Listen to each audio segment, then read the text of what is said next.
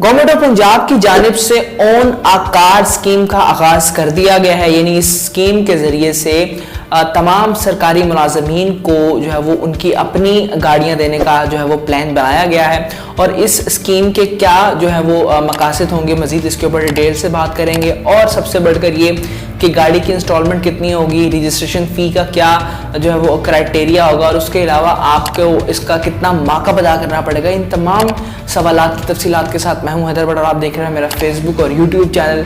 इस चैनल को सब्सक्राइब कीजिए, बेल आइकन को दबाइए ताकि आपको इसी तरीके से इंपॉर्टेंट वीडियोस हमारे चैनल के जरिए से मिलते हैं। दोस्तों स्टार्ट करते हैं आज की वीडियो को।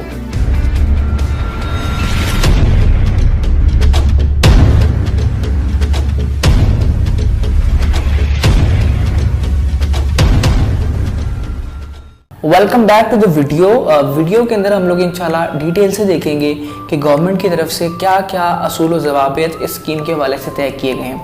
सबसे पहले हम बात कर लेते हैं एलिजिबिलिटी के हवाले से। कौन से सरकारी मुलाजिमीन ऐसे हैं जिनको इस क्राइटेरिया के अंदर जो है वो अपने आप को शुमार करना चाहिए और उनको ये समझना चाहिए कि वो इस स्कीम के लिए अप्लाई कर सकते हैं। तो सबसे पहले गवर्नमेंट की जानिब से जारी किए जाने वाले कुछ स्टेटमेंट्स के अंदर सबसे पहली बात जो इस एलिजिबिलिटी के अंदर आती है कि वो 21 साल से 60 साल का जो है वो जो एम्प्लॉय है पंजाब गवर्नमेंट का, वो उसके अंदर अप्लाई कर सकता है। और उसके बाद अगर एम्प्लॉय की जो एम्प्लॉइंग उसका ड्यूरेशन है किसी भी महकमे के अंदर जो कि पंजाब गवर्नमेंट का महकमा होगा, उसके अंदर अगर उसका ड्यूरेशन 1 साल से ज़्यादा है तब भी वो उसके लिए अप्लाई कर सकता है। यानी अगर आप 21 साल से कम उम्र के हैं या 60 साल से ज़्यादा आपकी उम्र है और या फिर आप किसी पंजाब गवर्नमेंट के इदारे के अंदर जो है वो सर्विसेज अपनी दे रहे हैं लेकिन आपका जो दौरानिया है मुद्दत का वो 1 साल से कम है, तब आप इस स्कीम के लिए अप्लाई नहीं कर सकते। अलबत्ता एक और बात आपको बताता चलूँ, इस स्कीम के लिए पंजाब के तमाम गवर्नमेंट एम्प्लॉयज़ जो हैं वो एलिजिबल हैं, जिनके ऊपर ये 2 पॉइंट्स जो हैं वो फिट बैठते हैं। अब बात कर लेते हैं टाइप्स ऑफ व्हीकल्स के बारे में कि किस किस्म की आप गाड़ी जो है वो इस स्कीम के जरिए से पंजाब गवर्नमेंट के अंदर रिक्वेस्ट कर सकते हैं या एप्लीकेशन आप सबमिट करवा सकते हैं। तो सबसे पहले आपको बताता चलूँ कि लोकली असेंबल्ड कार और या फिर इम्पोर्टेंट असेंबल्ड दोनों किस्म की जो है वो कार्स के लिए आप स्कीम के जरिए से अप्लाई कर सकते हैं।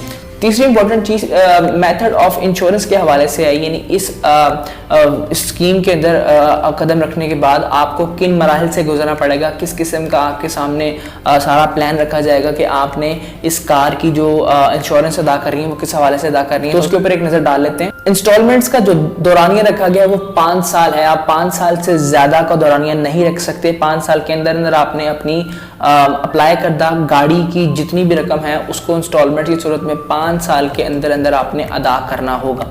तो डाउन पेमेंट की अगर बात कर लें तो डाउन पेमेंट की जो परसेंटेज रखी गई है वो 20% रखी गई है और इसके साथ साथ आपने फर्स्ट ईयर अपफ्रंट इंश्योरेंस फी भी अदा करनी होगी, जिसके साथ साथ आपने गाड़ी की रजिस्ट्रेशन फीस भी इसी मद में अदा करनी होगी। इंस्टॉलमेंट्स की अगर बात कर ली जाए तो इसके हवाले से जो क्राइटेरिया गवर्नमेंट की तरफ से फिक्स किया गया है वो कुछ इस तरह से है कि इंस्टॉलमेंट्स के अंदर काइबर को जो है वो मलहूज़े खातिर रखा गया है। काइबर जो है वो कराची इंटरबैंक ऑफरिंग रेट होता है, जिसके अंदर तमाम के तमाम बैंक्स जो हैं वो आपस में कनेक्टेड होते हैं और उस रेट के जरिए से ही उनके दरमियान में जो है वो लेन देन किया जाता है। अब काइबर की परसेंटेज को देखते हुए ही इन गाड़ियों की जो है वो इंस्टॉलमेंट्स की जो मार्कअप है उसको सेट किया गया है। तो आपको बताता चलूं कि पहले साल के हिसाब से नई गाड़ी के ऊपर 2.5% पर एनम का जो है वो मार्कअप रखा गया है और अगर आपकी गाड़ी पुरानी है और 4 साल से ज़्यादा नहीं चली हुई आप उसके ऊपर 5% पर एनम का जो है वो मार्कअप देने के पाबंद होंगे। अगर बात कर लीजिए इंस्टॉलमेंट्स के हवाले से तो इंस्टॉलमेंट्स की जो क्राइटेरिया वो कुछ इस तरह से है कि अगर आपकी गाड़ी की मालियत 5 मिलियन से ज़्यादा है यानी 50 लाख से ज़ायद मालियत की आप गाड़ी अप्लाई करने जा रहे हैं तो आपके लिए एनुअली एक मार्कअप रखा गया है इंश्योरेंस के हवाले से। तो उसकी जो परसेंटेज है 2.75% रखी गई है और अगर आपकी गाड़ी जो है वो पुरानी है तो उसके ऊपर जो है वो इंश्योरेंस की मद के अंदर आपको 1.5% के हिसाब से इंश्योरेंस देनी पड़ेगी। गाड़ियों के अंदर लगे हुए ट्रैकर को जो है वो बिल्कुल भी चेंज नहीं किया जा सकेगा, नॉन रिप्लेसेबल होगा और नॉन चेंजेबल होगा। अब बात कर लेते हैं मंथली इंस्टॉलमेंट्स की। तो आपकी मंथली इंस्टॉलमेंट्स कैसे बनाई जाएंगी, तो उसके अंदर 3 चीजें आपने महरूज़े खाते रखनी है, जिसमें सबसे पहले आपकी प्रिंसिपल अमाउंट आ जाती है। प्रिंसिपल अमाउंट आपकी गाड़ी की असल कीमत को कहते हैं और उसके अलावा अगर आप बात कर लेते हैं दूसरी चीज की तो उसके अंदर आपका मार्कअप आ जाता है, आपकी गाड़ी का मार्कअप कितना है। और उसके अलावा तीसरी चीज जो बहुत इंपॉर्टेंट है वो आपकी इंश्योरेंस है। इन 3 चीजों को मिलाने के बाद आपकी माहाना एक इंश्योरेंस जो है वो बनाई जाएगी, जो कि आपके सैलरीड अकाउंट से डिडक्ट की जाएगी। आपसे मुराद सरकारी मुलाजमीन है। जी हाँ, सरकारी मुलाजमीन का एक अकाउंट होता है जिनके अंदर उनकी सैलरीज आती हैं गवर्नमेंट की तरफ से। तो गवर्नमेंट जो है वो उस एप्लीकेंट के लिए जिसने कार के लिए अप्लाई किया होगा, जब उसको कार मिल जाएगी तो उसके अकाउंट से जो है वो ये तमाम की तमाम मंथली पेमेंट्स जो हैं वो डिडक्ट की जाएंगी।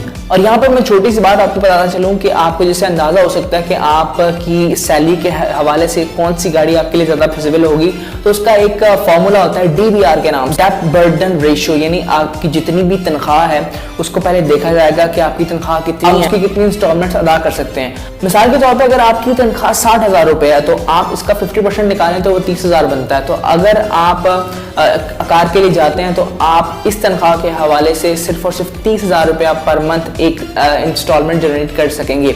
अब इस 30,000 रुपये की इंस्टॉलमेंट जो है वो अगर इसको साल के अंदर कन्वर्ट किया जाए तो ये आपके 3,60,000 रुपये बनते हैं। और अगर 3,60,000 रुपये को 5 से मल्टीप्लाई किया जाए तो ये तकरीबन 18 लाख रुपए तक की रकम बनती है।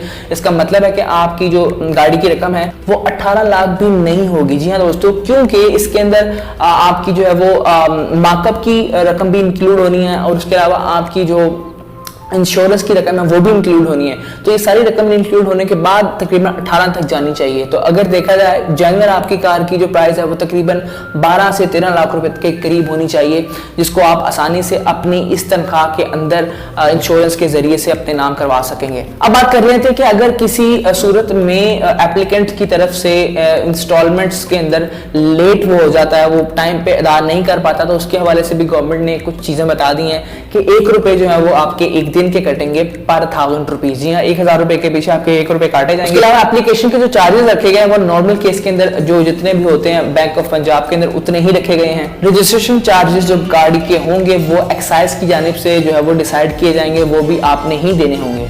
उसके अलावा दोस्तों बैंक ऑफ पंजाब के नाम ही रहेगी गाड़ी, जब तक आप उसकी इंस्टॉलमेंट्स अदा नहीं कर देते तब तक बैंक गाड़ी मुलाजिम के नाम ट्रांसफर नहीं करेगा। आखिर में आपको बताया चलें कि यूज्ड कार की सूरत के अंदर आपको कार की इवैल्यूएशन प्राइस भी देनी होगी, क्योंकि अगर आप यूज्ड कार इस्तेमाल कर रहे हैं तो उसकी इवैल्यूएशन के बगैर आप उसको इस्तेमाल नहीं कर सकते। सो ये थी थोड़ी सी detailed video about the Punjab कारगर स्कीम, जो कि Punjab own a car scheme के नाम से लॉन्च की गई है, जिसके जरिए से तमाम सरकारी मुलाजिमीन अपने लिए गाड़ी अप्लाई कर सकते हैं। Hope you like the video. अगर आपको वीडियो पसंद आई तो आप उसको शेयर कर सकते हैं तमाम उन लोगों के साथ जिनके लिए वीडियो फायदेमंद साबित हो सकती है। जैसे Hyderabad signing from Hyderabad YouTube channel, keep subscribing. अल्लाह हाफिज़।